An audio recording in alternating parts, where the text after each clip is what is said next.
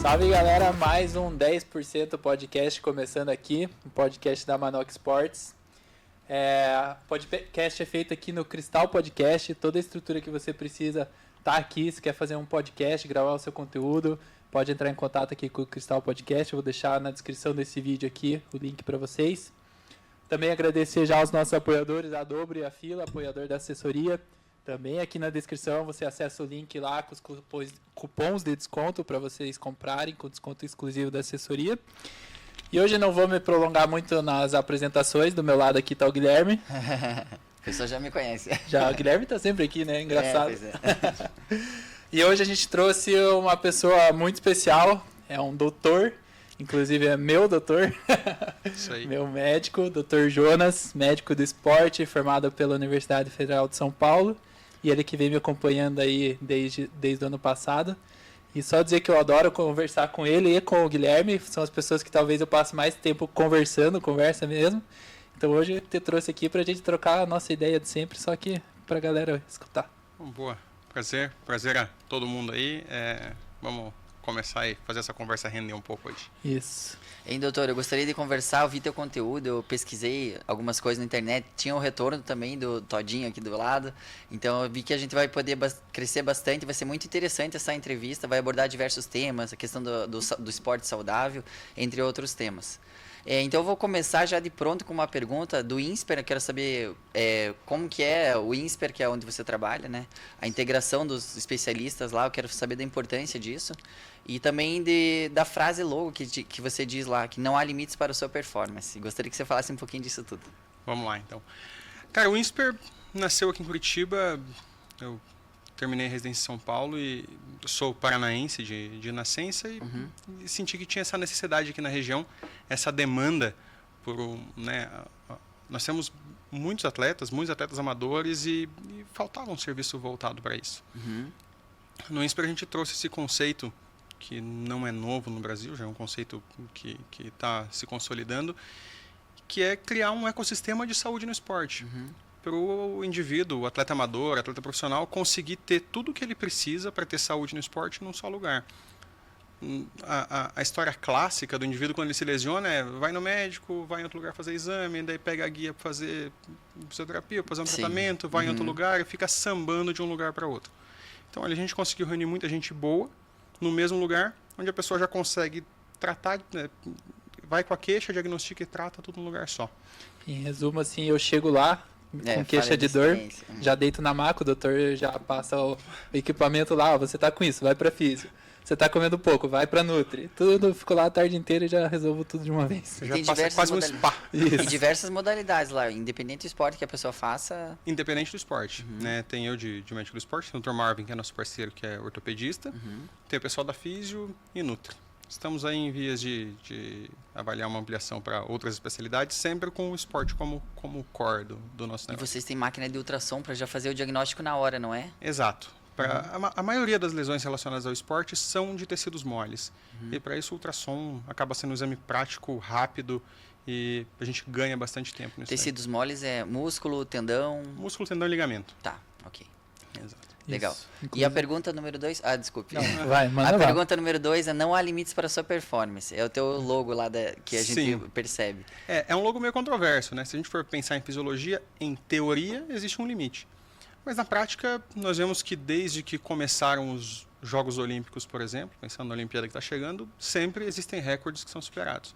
Então nós não conhecemos de fato o limite da performance humana. Sempre tem alguma coisa que dá para melhorar. Como a gente estava conversando antes, né, o pessoal tem a ilusão de que o atleta profissional é aquele indivíduo absurdamente regrado que faz tudo muito certo. A gente sabe que ele é muito determinado, que ele é muito focado, mas que existem muitos pontos de melhoria e que a gente consegue deixar o atleta melhor do que ele performa atualmente. Muito legal, hein? Já começamos bem. Bom, e basicamente a nossa conversa aqui, a nossa ideia é justamente a gente trazer esse lado saudável do esporte. A gente sabe que às vezes a performance não está ligado muito à saúde. Sim. A gente sabe bem isso, como atleta profissional, que é difícil você ser um atleta profissional de altíssimo nível e ter saúde ao mesmo tempo.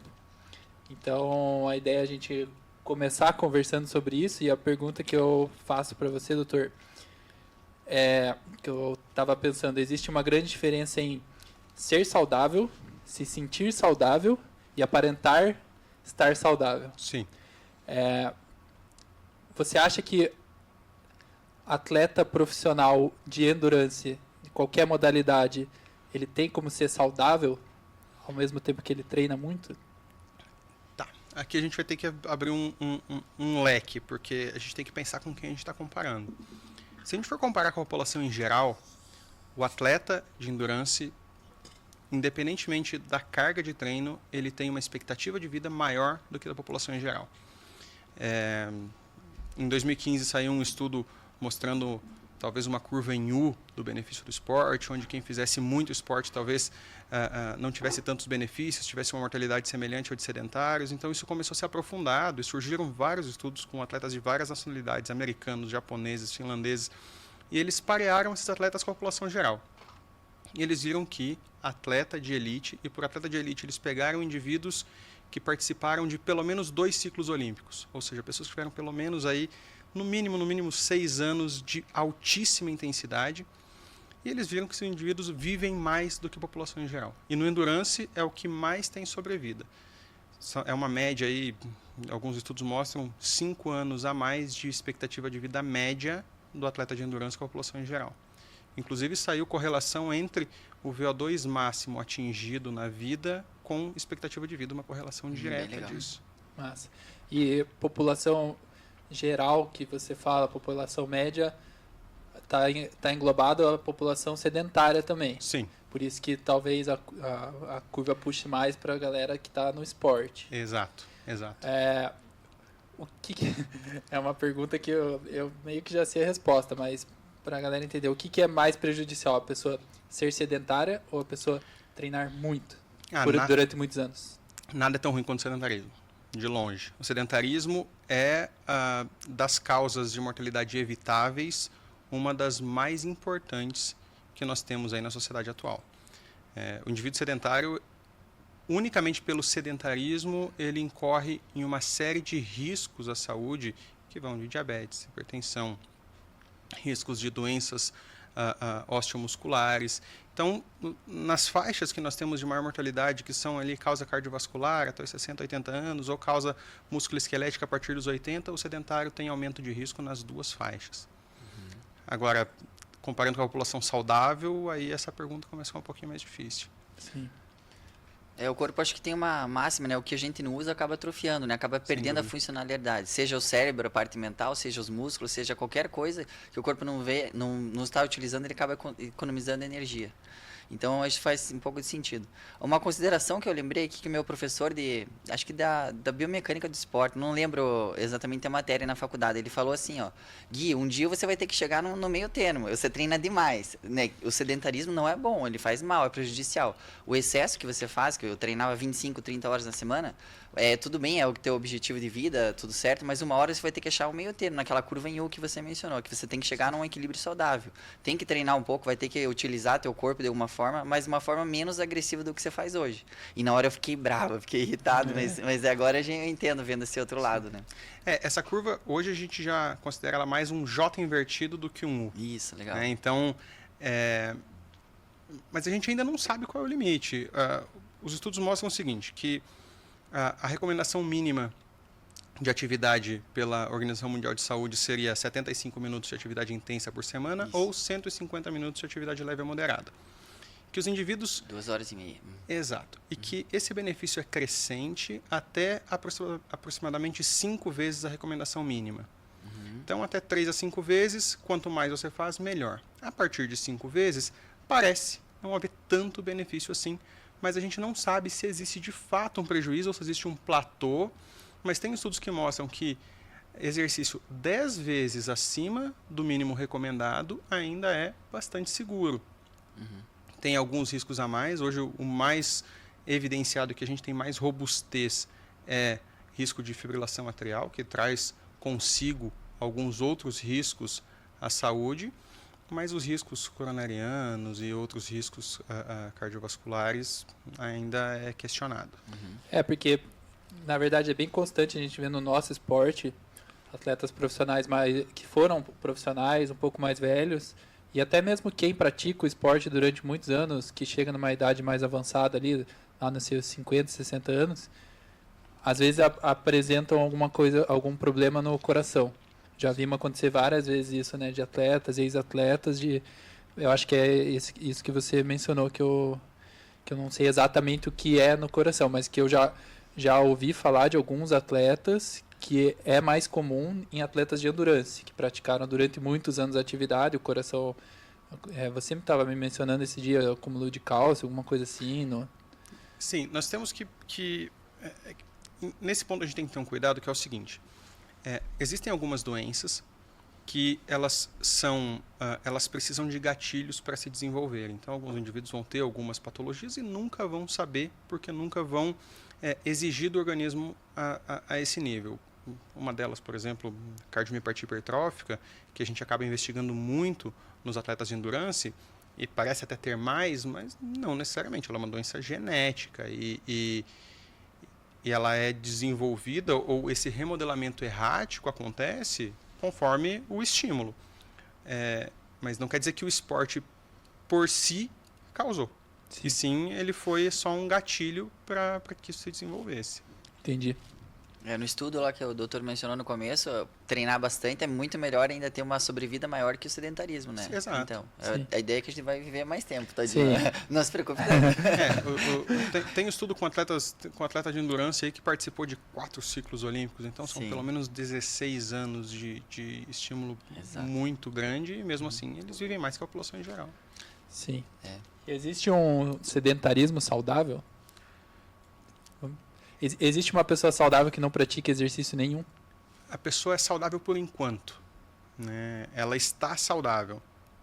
Ou ela não tem, ou nós não temos capacidade de identificar marcadores de doença no momento. Mas nós sabemos que esse indivíduo tem um risco aumentado a desenvolver uma série de doenças e a morrer mais precocemente do que o indivíduo que treina. Isso, sem dúvida. Entendi. Só um pouco defendendo, eu faço uma comparação com o meu histórico, certo? Eu lembro que minha mãe falava assim, você treina demais, você fica muito cansado, até onde vai isso daí? Ninguém nunca fez triatlon, porque quando eu comecei a praticar triatlon, o triatlon era relativamente novo. Então, em 1995, eu tinha 13 anos, 98 eu já começava correndo profissional. E daí minha mãe ficava preocupada, certo? Daí eu falava pra ela, não mãe, mas eu tenho um talento aqui com o esporte, eu tenho um dom. Se eu negligenciar isso, se eu parar de fazer isso, minha parte mental vai me prejudicar tanto que também não vai ser saudável. Então eu quero ir ao meu esforço assim até o máximo. E eu vejo que isso é meio geral assim nos atletas de elite, porque a gente sente uma necessidade de estar competindo, de estar querendo melhorar a todo instante. Então, eu acho que a gente tem que relacionar o estilo de vida, o propósito da pessoa. Não existe uma medicina em um único caso. Tem que entender a pessoa por inteiro, certo? Com certeza. A saúde mental é toda uma seara nova e é um ponto difícil, muito difícil da investigação, porque nós sabemos que o exercício aeróbico, ele é eficaz, inclusive, para o tratamento de depressão e ansiedade. Uhum. Então, ele faz parte do tripé de tratamento e ele tem uma eficácia aí que chega a ser comparado com a eficácia da medicação. Uhum. Mas também existem aqueles indivíduos que têm uma relação patológica com o esporte, né? Aqueles indivíduos que vivem uma relação de dependência mental com o esporte e daí chega um momento onde o esporte pode não ser saudável. Aquele lance que eu falei do se sentir saudável, porque por longos anos eu treinando bastante, quando eu estava cansado, eu me sentia saudável treinando, mas quando eu não estava treinando, eu me sentia ruim, me sentia mal, doente, sabe? E aí que eu vejo a diferença no extremo de treinar muito, que é muito evidente, pelo menos para mim, assim, hoje me sentir saudável é não me sentir saudável só treinando, eu preciso me sentir saudável fora do treino também, e isso é uma coisa que a gente conversou bastante, que a gente descobriu que eu tinha uma baixa disponibilidade energética, por isso que eu estava sempre me sentindo cansado, volta e meia nos treinos me sentia super bem, porque na hora ali, consumindo carboidrato e me dedicando, e eu gostava, eu me sentia bem, mas fora do treino eu já não estava numa seara muito saudável, vamos dizer assim. Aquela coisa de estar sempre cansado, estar sempre com dor, desmotivado. É a parte, acho que, não saudável do esporte de performance, esporte profissional, né? Inclusive, esse é um dos questionamentos que tem quando a gente encontra lá naquele extremo aquele atleta que fez muita carga e que tem talvez uma questão de saúde pior do que o que treina numa carga menor. Será que é o esporte em si ou será que ele teve algum problema de saúde negligenciado? Porque o atleta de alto rendimento, ele está muito acostumado a sofrer, a treinar com muita intensidade. Total. E ele começa a perder aquela capacidade de identificar os sintomas mais Sutis. frustros, mais sutis, exatamente. Interessante, a baixa disponibilidade energética, por exemplo, é algo que não é para quem quer, não é qualquer um que vai ter. Se eu pego um indivíduo e ele começa a entrar num estado de baixa disponibilidade, mas não na síndrome de fato, ele começa a performar menos, ele começa a ficar mais sonolento, mais sem cansado, vontade. e daí ele falta, e o corpo se ajeita, ele falta num treino, ele dorme mais, e ele sai desse estado de baixa disponibilidade energética. O atleta não. Se está na planilha que ele vai fazer 4 horas, ele vai fazer 4 horas. Ponto. Se não fizer 5 ainda, só para mostrar quem manda no negócio. Eu, como treinador, eu tô vendo, assim, tô correlacionado, é bem isso mesmo. É. Então, isso traz, né, talvez essa questão de saúde seja uma situação de um overtraining, de uma baixa disponibilidade energética, que se perpetuou durante alguns anos e foi subdiagnosticado. Tá, doutor, qual é o básico que funciona? Quais são os pilares assim que o atleta ou a pessoa que pratica o esporte a nível amador deve se atentar assim em primeiro aspecto? Isso, parte alimentar, sono? Vamos dissecar um esporte saudável. Como seria? O que seria descrito como uma rotina saudável para o ser humano? O esporte saudável ele fica em cima de um tripé, né? O tripé: treino, descanso e alimentação. Se alguma dessas pernas falha, consequentemente o desempenho também vai ser comprometido. Então, preciso de um sono, de um descanso adequado e um número de horas suficientes. Já conversei a respeito, já trocamos muita ideia a respeito. Mas o indivíduo tem que dormir, tem que ter um sono reparador. Isso é uma quantidade de horas individualizada. Tem que ter um plano alimentar compatível com o objetivo dele. Então, a gente evita, por exemplo, o déficit energético em fase de preparação de prova específica. Então, sempre ter um aporte nutricional compatível com a carga de treino que ele está tendo e uma progressão de carga que seja também compatível com o que ele é capaz de tolerar. Um cuidado ali com essas cargas agudas e com esses aumentos de carga nos ciclos de preparação. É muito básico, né? Escutando assim é muito básico, mas é muito individualizado ao mesmo tempo, né? Porque eu posso dizer que as minhas 8 horas dormindo pode não surtir o mesmo efeito para as 8 horas do Guilherme, por exemplo. É simples, mas não é fácil. Exatamente. Né? Quando a gente coloca, não, beleza, é só eu ter um cuidado no aumento de carga aguda. Beleza. Mas como que eu vou medir essa carga, né? É difícil, nós temos muitas características subjetivas para avaliar a carga. Então, apesar de relativamente simples, é difícil de ter esse controle, por isso que precisa de uma equipe em cima e acompanhar esse atleta. Qual que é o pilar mais negligenciado? Será o descanso? Eu acho que o descanso e a carga. O descanso e a carga. A carga também é muito negligenciada. As pessoas não se atentam assim, que tem que ser um projeto a longo prazo. Às vezes fazem uma coisa muito aguda e acabam se machucando, talvez. Eu tenho um viés que talvez eu pegue mais os indivíduos que se machucam, né? Os que não se machucam acabam não chegando a mim. Agora isso começou a mudar um pouco, tem gente que vem para prevenção, isso é muito bacana, mas ainda são, na grande maioria dos indivíduos, que têm alguma lesão. E nesses, de fato, assim, ou é sobrecarga, acho que muitos deles sobrecarga, e a sobrecarga ou por falta de descanso mesmo, ou por excesso de treino. Entendi. O descanso é uma coisa que eu gosto muito de falar e de secar, porque é engraçado que muita gente fala que dorme bem, dorme bastante, mas na verdade o hábito do sono é ruim, né? A gente estava conversando também um tempo atrás sobre hábitos de sono. E hoje é muito comum, eu me incluo nisso, de celular na cama antes de dormir, televisão ligada, barulho, e isso afeta demais o descanso, né? Não é uma noite que vai fazer diferença, né? É o acúmulo de várias noites e meses. Sono não é só horas de sono, né? Sono é qualidade de sono. Então, inclusive, quando a gente está investigando qualidade de sono, a gente faz algumas perguntas, né? Primeiro, você tem muitos despertares noturnos, né? Então, aquela pessoa que tem um sono muito leve, muito... Ou você acorda, quando você acorda, você se sente de fato descansado? Você acorda bem ou você acorda sentindo que deveria ter dormido mais? Ou então, à tarde, você sente muito sono? Esses são alguns pontos indiretos, alguns pontos mais subjetivos que a gente usa para avaliar a qualidade de sono.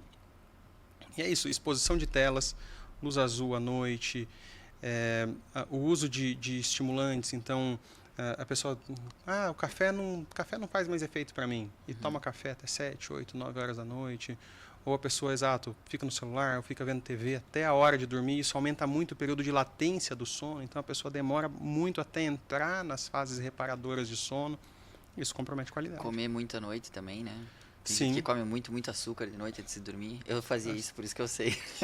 As libações alimentares ali, hoje a gente pode fazer uma ceia, e inclusive para os indivíduos que gostam de treinar cedo, que gostam de treinar em jejum, ter uma refeição à noite é importante, mas com cuidado ali, com tempo de absorção, com qualidade dessa alimentação da noite. Na parte alimentar, vou fazer uma pergunta rápida, se quiser comentar um pouquinho a respeito desse tema. Muita gente, eu como treinador, muita gente vem querer implementar um treino em jejum de manhã. É bem comum, ficou famoso ultimamente, né, a dieta cetônica, entretanto. Mas eu gostava muito da parte do carboidrato. Eu sempre me senti muito bem consumindo carboidrato, porque minha demanda energética era muito alta e eu adorava muito café da manhã. Então eu percebi que eu treinava melhor, então não fiz usufruto disso. Mas gostaria que você comentasse um pouquinho do treino em jejum e do que a pessoa deve se atentar quando faz um treinamento em jejum. Quando o atleta chega para mim e fala que gosta de treinar em jejum, eu faço uma pergunta simples. Qual que é o seu objetivo com o esporte? Legal. Porque a pessoa que fala assim, não, eu treino porque eu quero ter saúde, porque eu quero ficar bem, e porque eu quero ser saudável. Cara, pode treinar em jejum, não tem problema. Eu gosto de treinar em jejum de vez em quando. Meu objetivo é... Preciso fazer uma maratona aí que eu estou devendo já. Vou fazer. Vamos falar isso mais para frente. Mas se o seu objetivo não for performance, cara, treina em jejum, você vai ter ganho, vai ser... meu objetivo é performance. Eu quero tempo para minha prova. Cara, não, você precisa de carboidrato.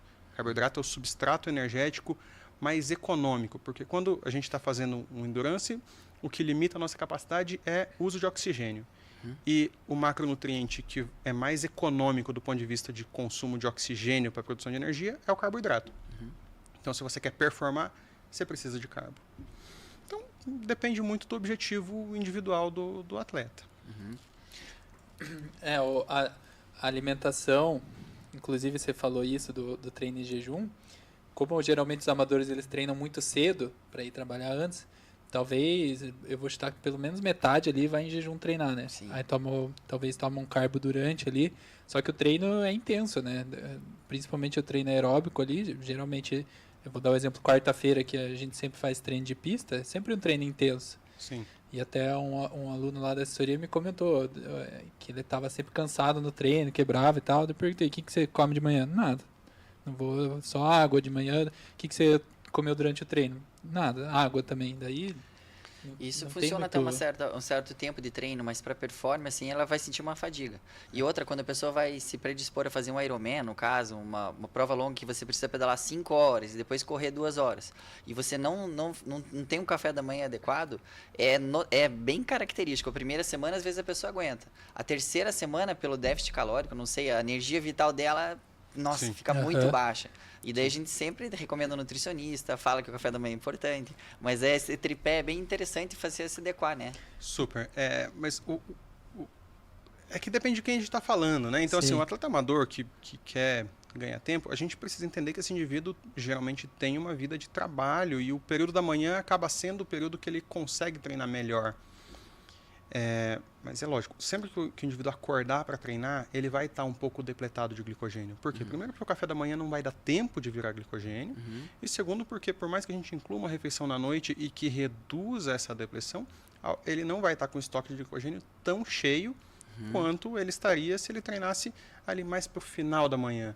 Então, quem treina há muito tempo sabe que se você acordar às 5 horas da manhã, tomar um café e treinar às 8, o seu treino vai ser muito melhor do que se você acordar às 5, tomar um café e treinar às 5h15.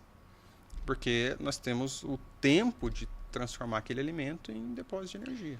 Mas sair, treinar bem alimentado, melhora a recuperação pós-treino também, certo? Sim, mas a gente tem que cuidar com o que vai ser consumido, né? Se a gente faz por exemplo, se eu quero treinar assim que eu acordo, eu tenho que cuidar com a minha escolha alimentar. Porque se eu escolho, por exemplo, antes do treino, um alimento que vai ter muita proteína ou que vai misturar muitos macronutrientes, isso vai retardar a minha velocidade de absorção, isso pode me deixar mais pesado e pode deixar meu treino não render. Então, tem muita gente que fala, não consigo comer e treinar porque não rende.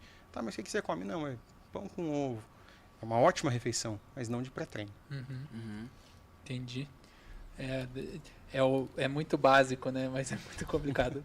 Cada vez que a gente conversa, eu falo, nossa, mas é só isso. Só que não é tão fácil assim. Né? Mas o básico funciona, né? Sim. O básico funciona muito bem. E ainda mais hoje em dia que a gente é bombardeado todo dia com receitas milagrosas, né? Receitas que... não, porque de manhã você tem que tomar o suplemento tal, café tal, que daí você vai render muito melhor no seu dia e à noite comer não sei o quê. Mas, na verdade, trazendo pro esporte saudável que a gente está falando, como o doutor fala, é o básico, assim, é uma alimentação que eu não vou dizer nossos avós consumiam, porque tinham hábitos diferentes, mas é o feijão com arroz, é a batata, é o macarrão, de manhã cedo é aquele...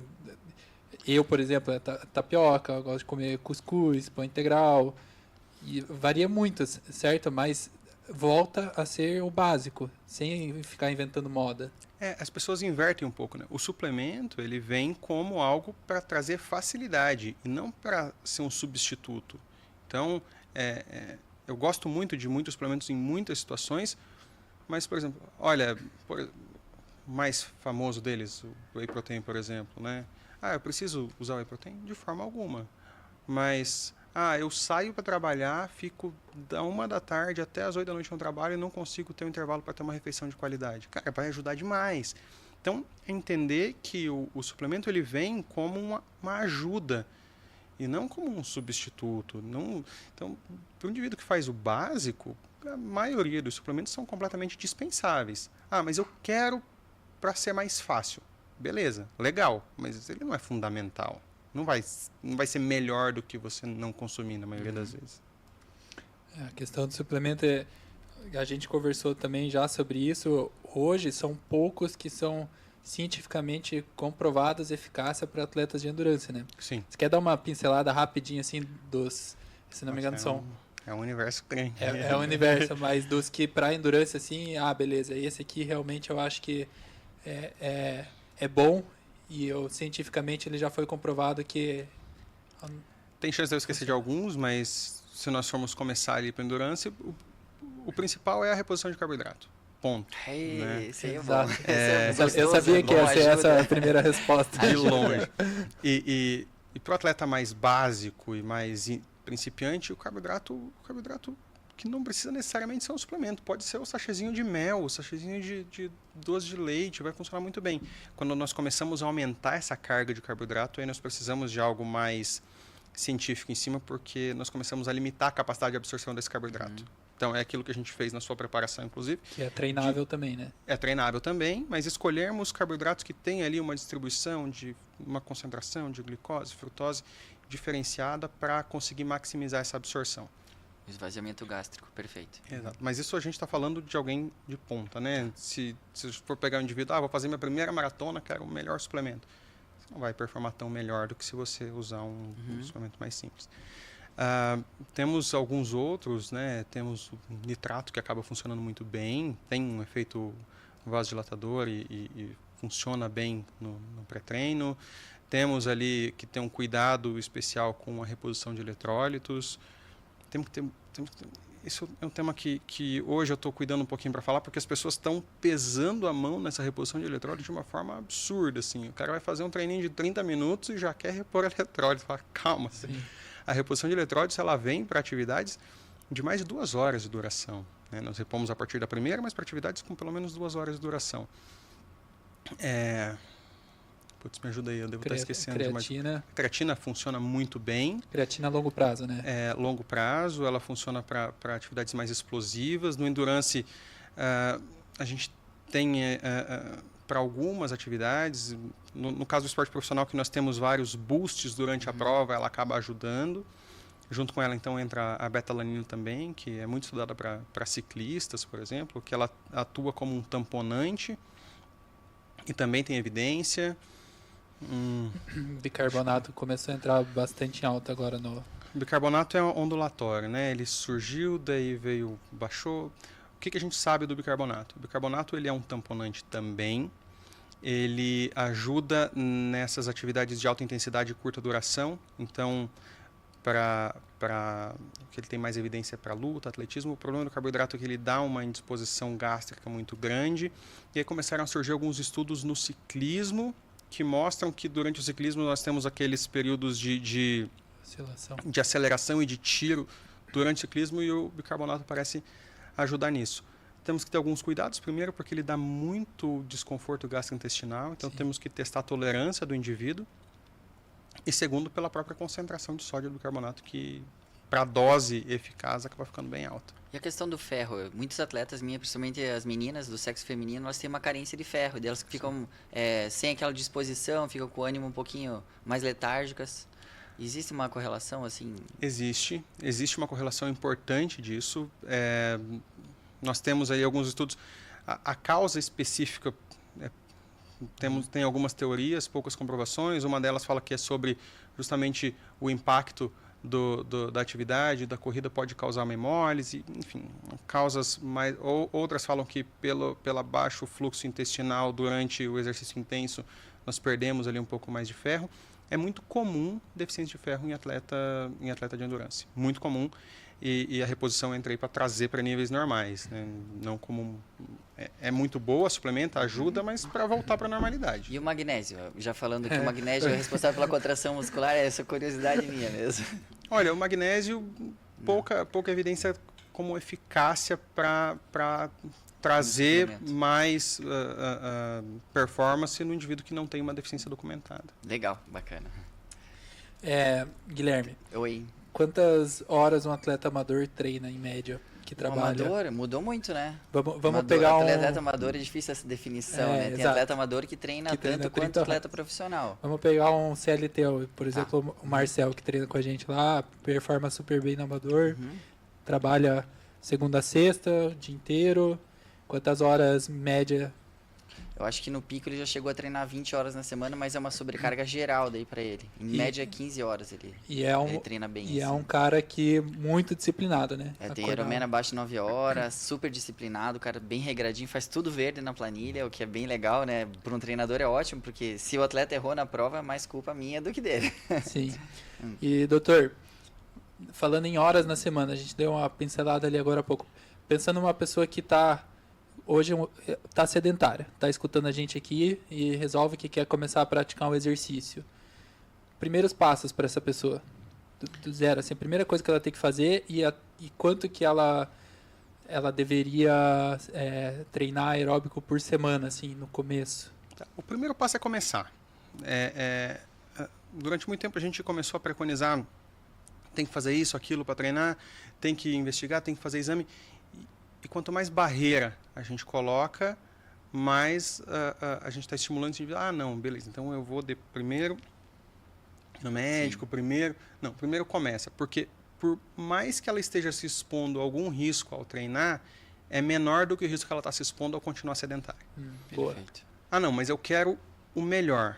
Eu quero ainda melhor do que isso. Então, ainda melhor do que isso, depende da faixa etária. Se eu estou falando aí no indivíduo com menos de 35 anos, uma consulta simples, um eletrocardiograma de repouso, já me dá dado o suficiente para falar que essa pessoa pode treinar e ela pode começar a praticar o básico recomendado pela Organização Mundial de Saúde. 150 minutos por semana, que vai dar 30 minutinhos, 5 vezes por semana? 3. Exato. 30 minutinhos, 5 vezes por semana e mais um treino de força, aí 30 minutos, 3 vezes por semana. Esse é o mínimo necessário para esse indivíduo começar a ter um benefício. E aí, uma progressão de carga lenta e gradual. O problema é que a gente vive na sociedade do imediatismo, né? Todo mundo quer começar e o cara começa a correr e na segunda semana ele quer acompanhar o colega que está se preparando para a segunda maratona, terceira Se maratona não for dele. na primeira semana já. Canelite. Já de cara, Já canelite. vem com um estresse pial, já vem com algumas tendinopatias. Primeiro porque não executa direito o movimento. E segundo porque já começa com uma carga que o corpo dele não está acostumado, né? Sim. E se for para recomendar para uma pessoa sedentária, melhor começar no esporte aeróbico ou começar no esporte de força? Eles trazem benefícios diferentes para a saúde. Eles não são mais comparáveis. A gente sabe que para longevidade o aeróbico é melhor. Mas conforme a gente foi conseguindo alcançar maiores longevidades, a gente viu que o número de anos de vida não é mais a única coisa que importa, né? Você tem que envelhecer com qualidade, você tem que envelhecer com independência. E a partir dos 80 anos, as causas musculoesqueléticas são a principal causa de mortalidade. Então, a reserva de força e de miócito que esse indivíduo faz durante a vida adulta é o que vai trazer para ele base para ele conseguir ser independente agora a gente dividiu, né, a antiga terceira idade, porque 62 anos é um idoso e 95 anos é um idoso, mas eles são idosos diferentes. Sim. Então, esses idosos mais tardios, eles acabam dependendo ainda mais da reserva de músculo que eles fizeram. Ótimo. Minha mãe caiu outro dia, teve fratura no quadril, é bem comum, porque ela é sedentária, não faz esporte. Então é importante mesmo envelhecer com qualidade de vida, né? Tendo a parte muscular e a parte aeróbica, senão acaba não conseguindo fazer as atividades simples, né, do dia a dia. Exato. As fraturas patológicas, elas acabam sendo um grande critério de morbidade, né? Eles deixam o indivíduo mais dependente, porque cai, fratura, quebrou o colo do fêmur, passa por cirurgia, fica hospitalizado. Nessa hospitalização já chega em casa com menos reserva muscular e aí que esse indivíduo vai ficando mais dependente para as atividades de vida diária. Vou dar o exemplo da minha avó, 85 anos vai fazer. Ela a vida inteira trabalhou pegando pesado mesmo. Ela trabalhou carregando peso, trabalha na roça, horta e tudo mais. Hoje ela está com 85, ainda super independente, porque ela era uma mulher forte quando era mais jovem, adolescente.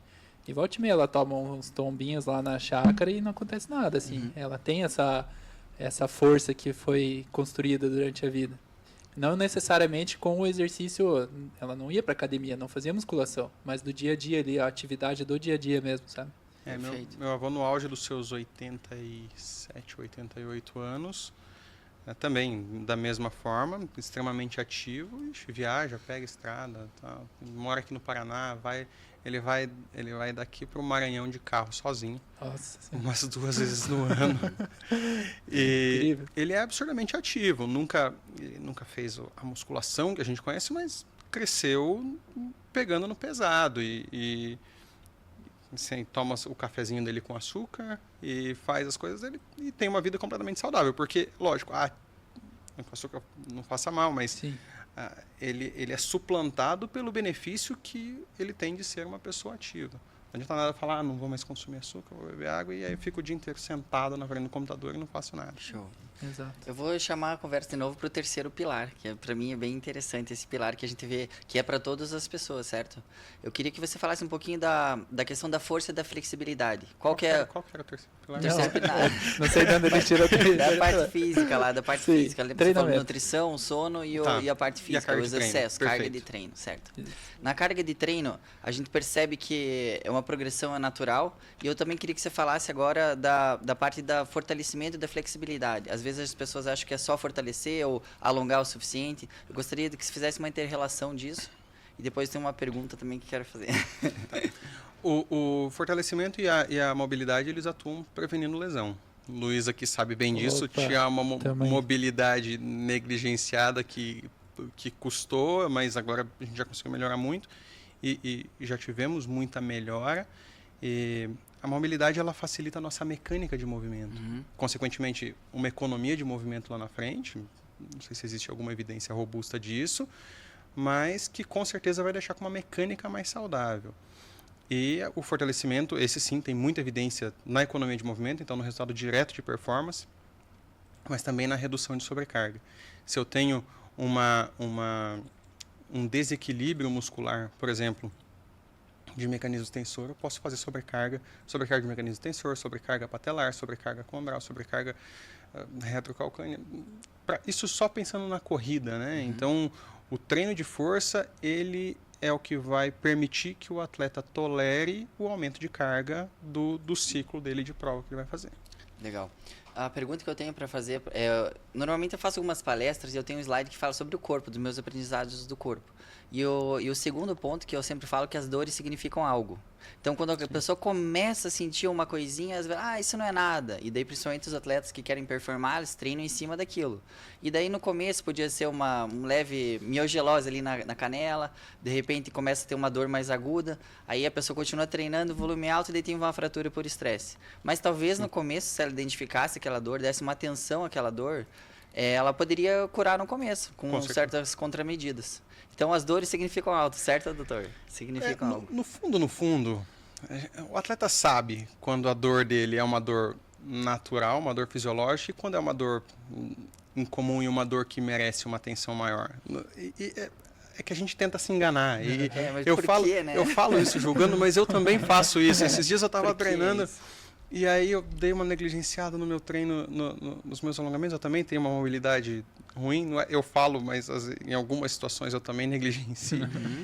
E eu tenho uma condropatia no meu joelho esquerdo, e que já é diagnosticada, e que já tratei, e começou a sentir aquela dor, eu fui correr, não, é só uma dorzinha, não é nada. E a gente finge que a dor, mesmo sabendo. Então é lógico, a dor pós-treino e a dor do esforço, a gente consegue saber, a gente consegue identificar bem. Mas uma forma fácil da gente identificar cara, a dor que acontece sempre no mesmo lugar, a dor que acontece e que aumenta de intensidade, cara, essa dor merece uma atenção. Uma progressiva, né? E é impressionante porque uma tendinopatia no começo, cara, com 2 semanas de fisioterapia, esse atleta, primeiro que ele nem para de treinar, a gente interrompe o aumento de carga por 1 ou 2 semanas e depois libera esse atleta e ele volta a fazer a carga. Quando a lesão fica crônica, nossa, às vezes a gente tem que afastar por semanas e aí esse atleta acaba descondicionando. No triatlo a gente tem a grande vantagem de conseguir modificar a atividade. Perfeito. Porque são atividades muito diferentes. Mas tem atleta que faz um esporte só. E aí esse atleta ele acaba descondicionando. E mesmo que a gente oriente, olha, você não, por exemplo, de corrida, você não pode correr, mas mantém de alguma forma seu condicionamento em outros esportes, a pessoa não gosta e não vai e aí descondiciona. Mas é assim que a pessoa também vira triatleta, né? O corredor. Ele machuca, daí ele, então vou pedalar já que eu não posso correr. Aí quando vê já tá nadando, vou nadar, então já porque eu não posso correr. E acaba virando triatleta. E eu acho que a primeira lesão é bom até pra pessoa aprender. A segunda eu acho que já é vacilo. A primeira lesão, principalmente de quem corre, geralmente está associada ao movimento, né? Sim. E à falta de força. Sim. Aí é o momento que a pessoa ela percebe que o corpo não é de ferro e que toda aquela animação que ela teve no começo para ir lá e treinar mais do que deveria, dá uma abaixada, assim. Daí a pessoa começa a perceber. E aí que o acompanhamento é fundamental, né? A partir do momento que a pessoa ela realmente cai em si, que o esporte é bom, o esporte faz bem para minha saúde, mas eu não posso fazer as coisas ao meu prazer, ao que eu quero fazer. Eu preciso ter um acompanhamento, né? Existe uma sequência a ser seguida, né? Sim. Existe um limite que eu preciso tolerar. Então, esse gráfico, eu acho que é o desenho que é o mais fácil do caderninho quando eu estou falando com os pacientes, Sim. que é justamente todo o esforço ele vai gerar um prejuízo de curto prazo para o seu organismo. E esse prejuízo vai ser compensado com uma adaptação. E é assim que nós vamos ganhando performance, é assim que nós vamos ganhando resistência, é assim que os nossos ossos, os nossos músculos, os nossos tendões vão ficando mais fortes. Cada estrutura no seu tempo, mas eu preciso ter esse prejuízo para ter o benefício. Quando eu começo a colocar muita carga, eu começo a ter um prejuízo que eu não consigo ter esse benefício significativo. E aí que eu entro no caminho para desenvolver uma lesão crônica. Eu vou fazer uma pergunta agora que não sei se é respondível, mas... O Luiz adora as perguntas difíceis. É impressionante. Ironman é saudável? Vamos supor, fazer um Ironman, uma pessoa que não está treinada o suficiente, fazer um Ironman, é mais prejudicial do que treinar para um ciclo de Ironman inteiro? Calma aí, eu não entendi. Se é melhor fazer um Ironman se preparando ou sem se preparar? Exato. O que é menos Não, é muito prejudicial? melhor você fazer se preparando. Você fazer se preparando. O que acontece? Surgiu um estudo lá em 2002 que mostrou que, e foi feito em Kona, eles retiraram a amostra de sangue dos atletas ao final da prova e eles viram que esses atletas tinham troponina aumentada. O que é a troponina? A troponina é um marcador muito específico para lesão cardíaca. E aí surgiram as teorias de que terminar um Ironman faz mal para o coração porque eleva a troponina. É uma associação indireta. E aí começaram a aprofundar esses estudos entre atletas e calma, aumenta a troponina, mas vamos ver se tem uma fibrose. Tá, em alguns atletas a gente tem uma fibrose, alguns deles essa fibrose ela é septal, parece ter alguma coisa, mas não é em todos os atletas, mas como que acontece só em alguns? Então esse atleta já tem uma predisposição para isso? Ou será que esses atletas tiveram alguma lesão ou sofreram de um aumento de carga acima do que eles deveriam? Então, não é aquela ideia de que se preparar para um Ironman faz mal para a saúde, eu truco essa informação. Mas em quanto tempo para uma pessoa sedentária ela fazer um Ironman? Você acha assim, sendo realista e sendo da maneira mais saudável possível? Do zero? Do zero. A pessoa não faz nada. Olha, do zero, essa pessoa vai precisar de... aí você me complica o treinador na minha frente. Essa pergunta já fizeram para mim bastante. O treinador pode responder também. Mas o que eu, do ponto de vista médico, recomendaria é um ciclo mais longo. Então, um ciclo, por exemplo, no seu caso, eu imagino que da última vez você fez um ciclo de 12 semanas, né?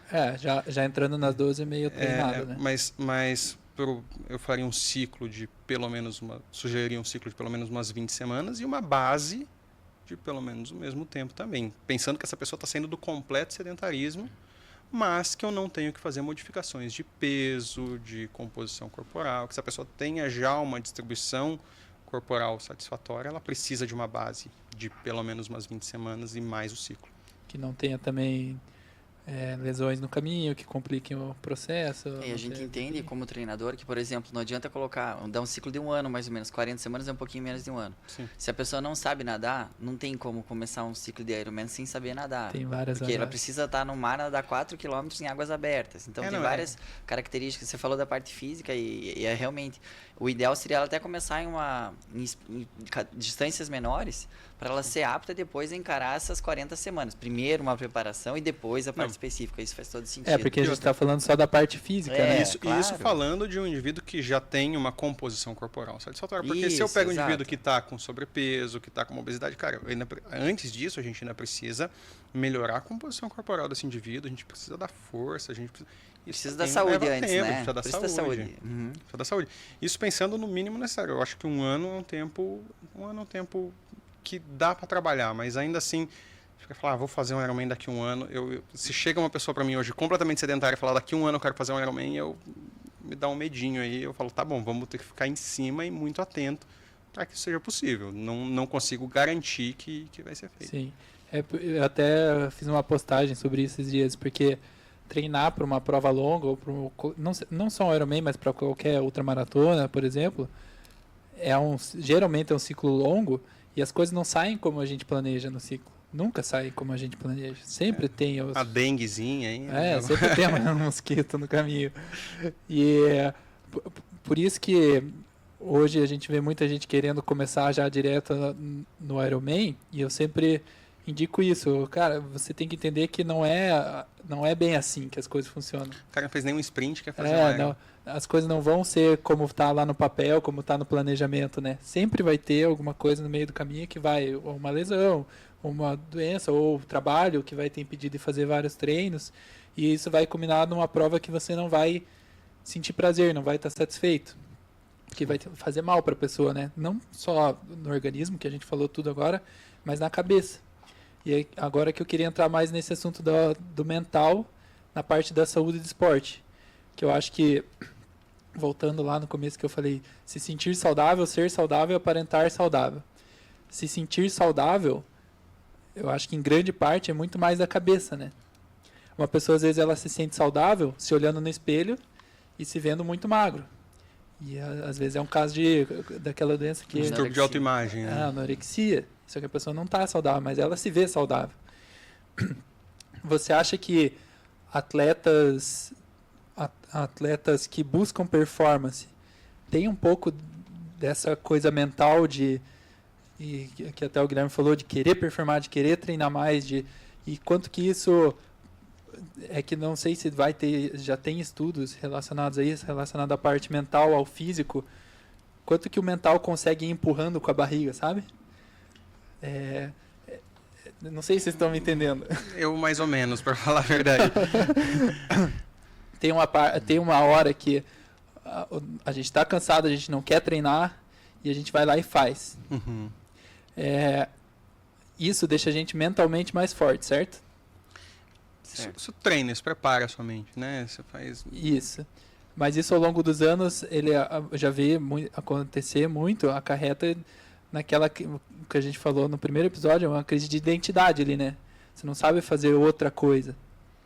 Sim. Já existem estudos que correlacionam essa ideia mental com a aptidão física, de que o mental ele consegue controlar essa saúde física ou não?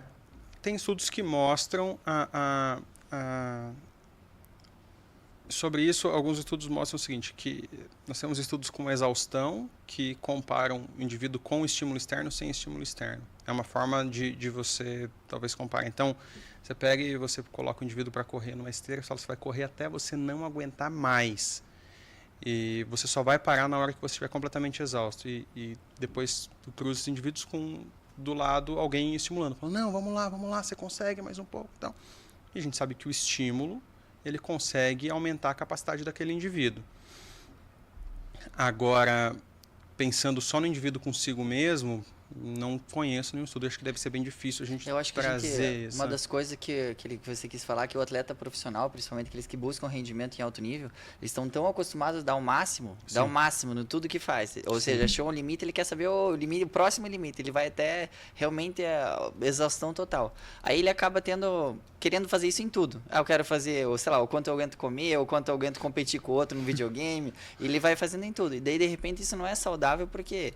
a pessoa quer um grau de extrema exigência que às vezes é certo o equilíbrio. Mas será que ele é competitivo assim porque ele é atleta ou será que ele virou atleta porque ele era competitivo assim? Essa é uma boa pergunta. Porque o Guilherme é bem mais competitivo que eu.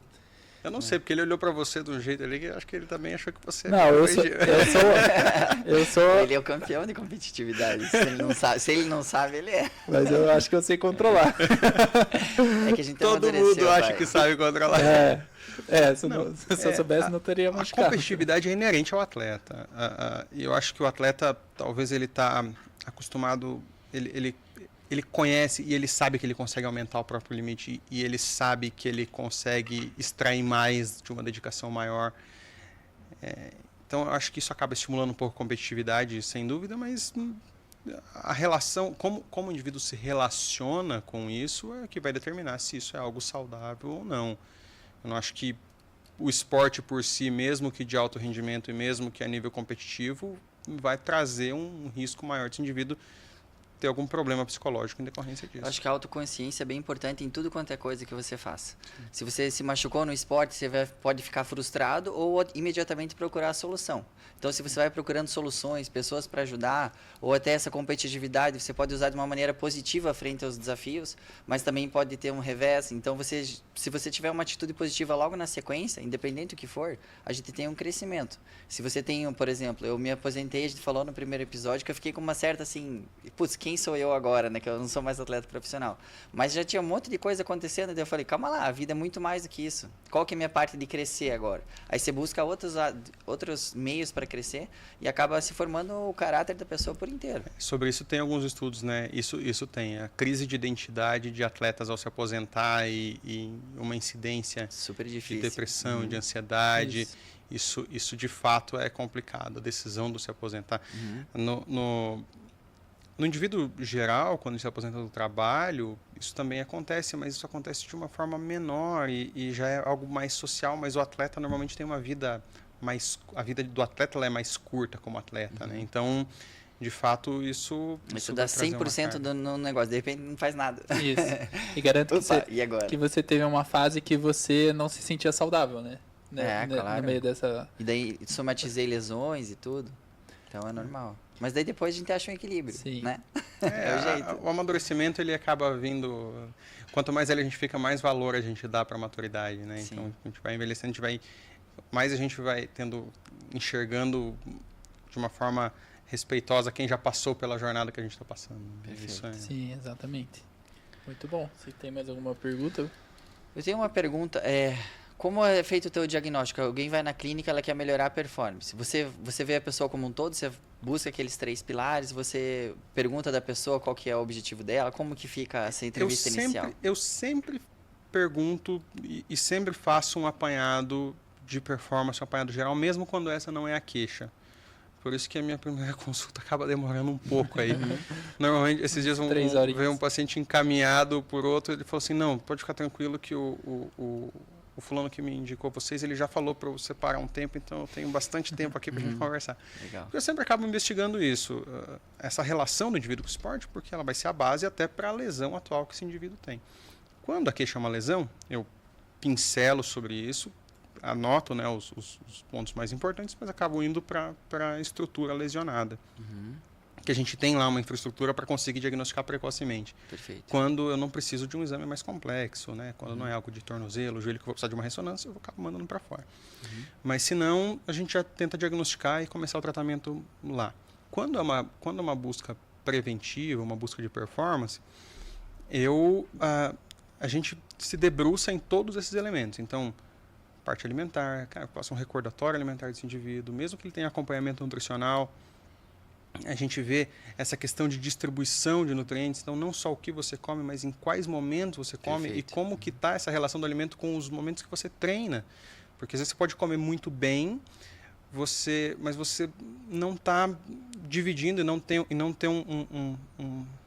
um timing nutricional compatível com o treino que você está fazendo, claro. Com a sua agenda de treino. Sobre sono, tudo aquilo que a gente já conversou hoje, a gente dá uma atenção grande em cima. E aí, sobre a carga de treino, é super importante, eu pego a planilha, geralmente para dar uma olhada mesmo na planilha. Quando tem alguma coisa que eu preciso da atenção, eu faço uma cartinha para o treinador, ou pego o WhatsApp, mando uma mensagem. Porque o tripé é a base, né? Sim, perfeito. E a gente faz uma avaliação geral e, geralmente, aí, nesses indivíduos, a fisioterapia acaba também fazendo uma avaliação para ver se tem algum fator de risco para alguma lesão. E quando você equilibra esse tripé e a pessoa se sente mais protegida, ela melhora a performance. Ela melhora. E ela consegue alcançar o que ela se propõe a alcançar. A gente tem um atleta que está acompanhando com a gente agora, que é uma das pessoas que acho que contraria isso que a gente fez, assim, que está tudo dentro do planejado dele, é o Guilherme Feldman. Ele inclusive documentou no Instagram a trajetória dele, já emagreceu acho que 47, 45 quilos, então ele veio de um sedentarismo com obesidade e ele terminou o 73 do Rio agora, exatamente no tempo proposto, assim, impressionante. A gente errou o tempo dele em 3 ou 5 minutos, porque ele ficou na T2 mais tempo do que ele tinha planejado. Uau, que legal. Isso traz uma felicidade, né? Do trabalho reconhecido. Mas assim, ele é extremamente disciplinado. Então, você tem que fazer força? Então, eu vou fazer força. Tenho que fazer mobilidade? Então, eu vou fazer mobilidade. Começou a fazer fisioterapia preventiva. Então, o que eu estou precisando? E resultados muito bons. Tem cortamento posterior? Então, vamos focar em posterior. E ele faz. Isso, obviamente, faz com que ele veio de uma obesidade, e a gente sabe que iniciante e obeso tem risco maior de lesão, os dois, ainda mais os dois somados. Apesar disso, ele não teve lesão e vem vindo de uma forma muito positiva. E é isso, o atleta conseguir desempenhar e fazer o que tem que ser feito, ele vai ter o resultado. E mesmo quando a lesão acontece, ela acontece de uma forma mais leve e tem um tratamento mais fácil, uma resposta melhor ao tratamento. Só para finalizar, assim, os noruegueses ficaram muito famosos, que eles mudaram, assim, como que as pessoas viam o triatlo, campeão olímpico, campeão de Ironman, tudo na sequência. Aí a gente investigaram o treinador, a primeira coisa que o treinador fala, cara, eles dormem bastante, eles comem bem e eles treinam super bem. Ponto. Aí depois tem um baita estudo de tecnologia e tudo, e por aí vai. Mas o primeiro fator que o treinador enfatiza, e isso é recorrente no mundo todo, qualquer treinador, eles pegam esses pilares e levam ao extremo. Então, parabéns pelo trabalho aí, fico muito feliz. Obrigado. Isso. Tem- E disciplina, né? Você falou a palavra certa. Disciplina e ter esse conhecimento por trás, né? Sim. Você deu o exemplo ali do atleta. Ele viu a mudança acontecendo e isso motiva demais na disciplina do dia a dia, né? Quando a gente vê a mudança, a gente vê a Total. melhora. Não, o que mais adere, a pessoa vai aderir ao programa se ela tá vendo resultado. Se ela não vê resultado, ela vai ficar meio... Se ela vê o resultado, ela quer continuar fazendo o que tá me fazendo bem, é claro. Sim. Isso dá uma diferença absurda. Sobre isso é engraçado, sobre essa questão de respeitar, inclusive respeitar o descanso, né? Tem um meme, eu acho que não sei se eu mandei para você esses dias, que é justamente como que é o dia pós-prova ou o day off do atleta. Daí compara o atleta profissional com o produtor de conteúdo. Daí o atleta profissional, 5 horas da manhã. Daí o atleta profissional dormindo, o produtor de eu prefiro acordar cedo para manter minha rotina, faço um café. 6 horas da manhã, o atleta profissional dormindo. Eu vou fazer um treininho. Aí chega até meio-dia, o atleta profissional tá dormindo ainda, porque ele tá se recuperando. Normal, isso mesmo. Sim. E isso eu, quando era mais jovem, não tinha dificuldade nenhuma, sabe? Dormir bastante, assim. Tinha menos compromisso, tinha menos tarefas no dia. Então, dormia que era uma beleza. Recuperava muito mais rápido. Hoje em dia já não. Hoje em dia eu já tenho que ficar contando Muita horas, coisa assim, na no dia. cabeça. E ficar contando hora no dia, assim. Eu vou poder dar um descansinho agora depois do almoço. Vai uma horinha aqui, uma horinha ali. E vai somando. Mas o que o doutor falou ali por último, eu acho que descreve tudo do que é um esporte saudável. É disciplina, né?